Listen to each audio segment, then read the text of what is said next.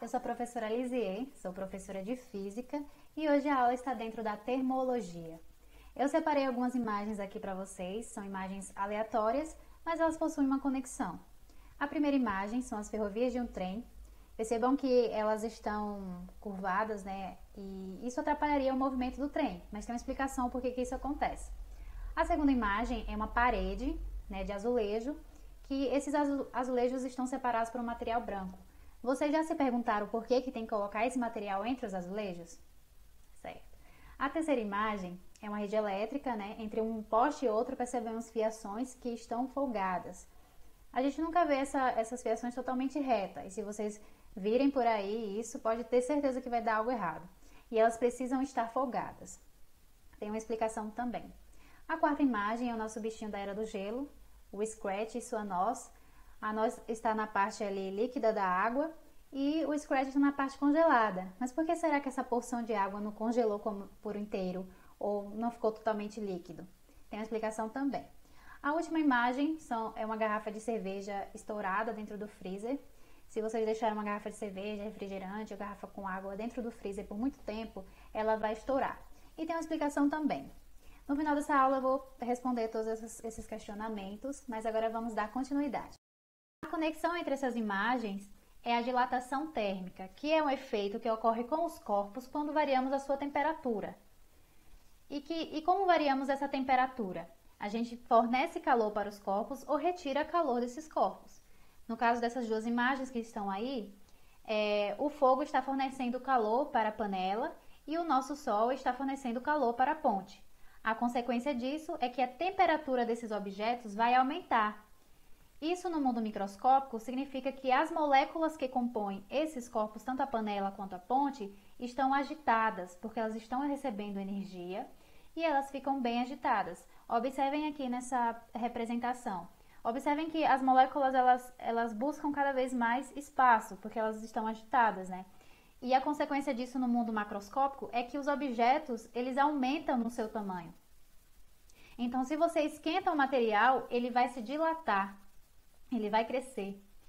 O contrário disso é a contração térmica, que acontece quando a gente retira calor dos objetos. Então, quando você coloca um pote de sorvete no freezer, você está retirando o calor do sorvete.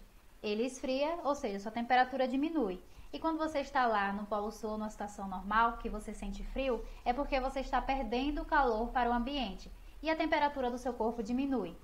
Isso no mundo microscópico significa que as moléculas elas estão menos agitadas e elas estão mais agrupadas, ou seja, elas precisam de pouco espaço para ocupar. Aí, nesse caso, no mundo macroscópico, os objetos eles vão se contrair. Então, quando você esfria o objeto, ele se contrai. Mas como acontece essa dilatação ou contração térmica? Acontece no corpo por inteiro. No entanto, há dimensões que essa dilatação ou contração térmica é mais significativa. E por isso a gente divide em 3 categorias. Temos ali como a primeira categoria a dilatação linear, que acontece apenas no comprimento do objeto. A gente tem uma barra de ferro ali de vermelho, né? A gente aquece ela e ela aumenta apenas no seu comprimento, em uma dimensão. Temos também a dilatação superficial, que acontece quando envolve o aumento da área do objeto, né? Ou seja, 2 dimensões. Você tem um objeto, você aquece ele só aumenta em 2 dimensões. E é a dilatação superficial. E por último, temos a dilatação volumétrica, que acontece nas 3 dimensões, né? Ou seja, no objeto inteiro. Mas a dilatação térmica e a contração térmica, ela só depende da variação de temperatura? Se a gente pegar 2 materiais diferentes e esquentá-los, eles vão sofrer a mesma dilatação? A resposta é não, gente, porque cada material possui a sua propriedade. E no sentido de dilatação, a gente mede isso com o coeficiente de dilatação.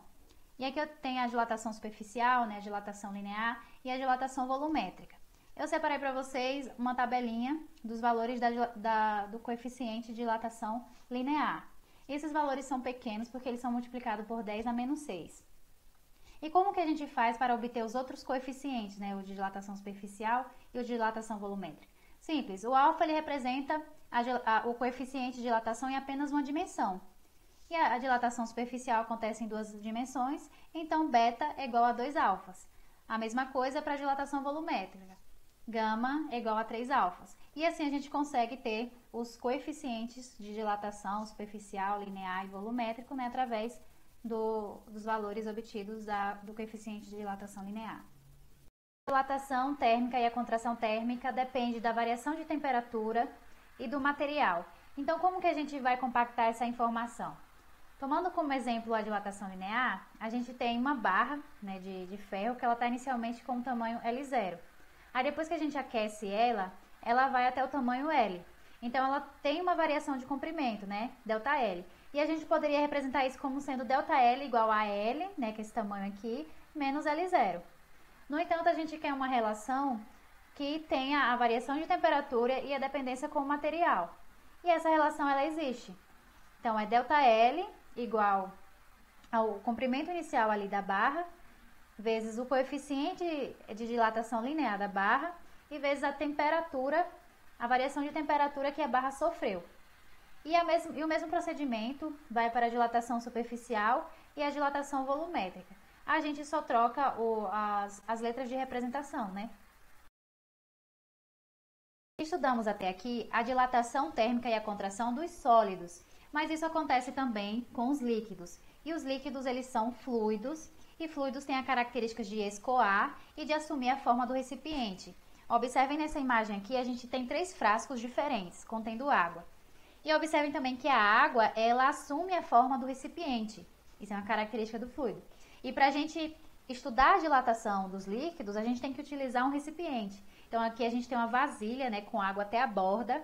Ela tem um volume inicial, uma temperatura inicial. E quando a gente esquenta essa vasilha com água, depois de um certo tempo, a gente nota um transbordamento da água. A gente coleta a quantidade de água transbordada e aí a gente pensa, né, é a quantidade que a água se dilatou. Mas na verdade não. É a quantidade aparente que a água se dilatou. E para fazer esse cálculo, a gente faz o volume aparente, que é a soma desse volume da vasilha com a água transbordada, menos o volume inicial. Ah, mas por que dilatação aparente, né? É porque a gente tem que considerar a dilatação do recipiente também. Então, para calcular a dilatação real da água, a gente soma a dilatação aparente mais a dilatação do recipiente. Porque além da água transbordada ali na vasilha, temos a quantidade de água que se dilatou na mesma quantidade da dilatação do recipiente. E é por isso que o cálculo da dilatação real da água é dessa forma. Uma coisa interessante sobre a água é o seu comportamento anômalo. Mas por que comportamento anômalo? É porque ela tem um comportamento diferentão. Então a gente está dizendo o tempo todo aqui que quando a gente esquenta o material, ele se dilata, e quando a gente esfria o material, ele se contrai. Mas para a água, isso acontece ao contrário, entre os intervalos de 0 graus Celsius e 4 graus Celsius. Observe aqui pelo gráfico, temos um gráfico aqui do volume da água pela temperatura. Então a água está aqui em 0 graus Celsius, aí a gente começa a esquentar até 4 graus. Observe que o volume vai diminuindo. Então quando a gente esquenta a água, ela se contrai. E aí quando chega a 4 graus Celsius, ela começa a se dilatar, né, assumindo o seu comportamento normal. Aí quando a gente pega a água na temperatura 4 graus e a gente quer esfriar essa água até 0 graus, a gente nota o aumento do volume. Então quando a gente esfria a água, ela se dilata. Então é um comportamento anômalo. Para entender um pouquinho melhor, temos aqui uns copinhos, né, com água, e o primeiro copinho está em 0 graus Celsius. Possui esse nível de água, aí a gente esquenta ele até 4 graus Celsius. Aí a gente nota uma diminuição do volume da água. Ela se contrai quando você esquenta. Depois de 4 graus Celsius, ela se dilata, né? Volta ao seu comportamento normal. E a consequência disso, né, é a permissão da vida marinha em lugares muito frios. A gente tem essas imagens aqui das camadas de gelo, né? E por baixo dessa camada de gelo tem água no estado líquido. Mas como que isso acontece? Um dos fatores é a dilatação anômala da água.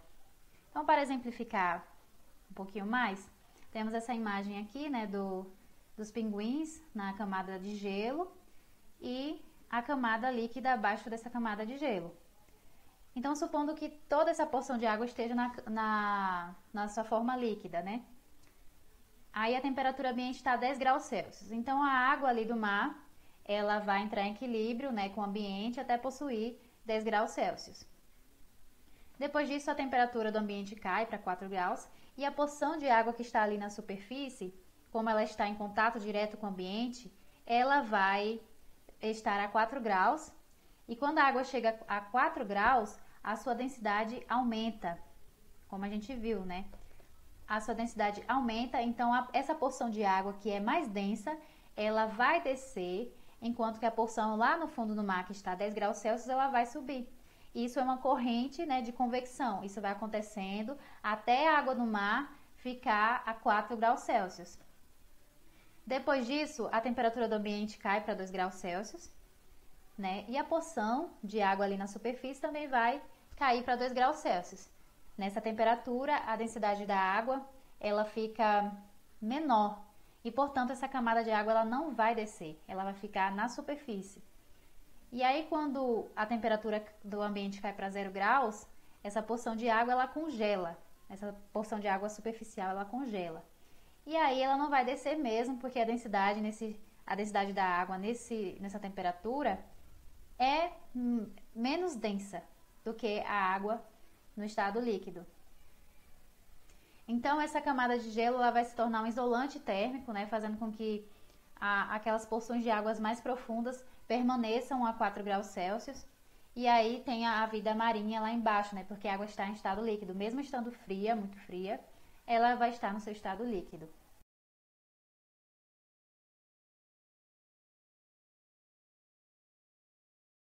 E para encerrar, lembra daquelas imagens lá no início? Então, nas ferrovias de um trem, elas estão expostas ao nosso Sol. O nosso Sol vai fornecer calor para essa ferrovia e, portanto, a temperatura dessa ferrovia vai aumentar. Assim vai ocorrer a dilatação. Então, esses ferros eles vão precisar de mais espaço, né, para ocupar, porque eles estão se dilatando. E por isso que eles criam essas curvinhas.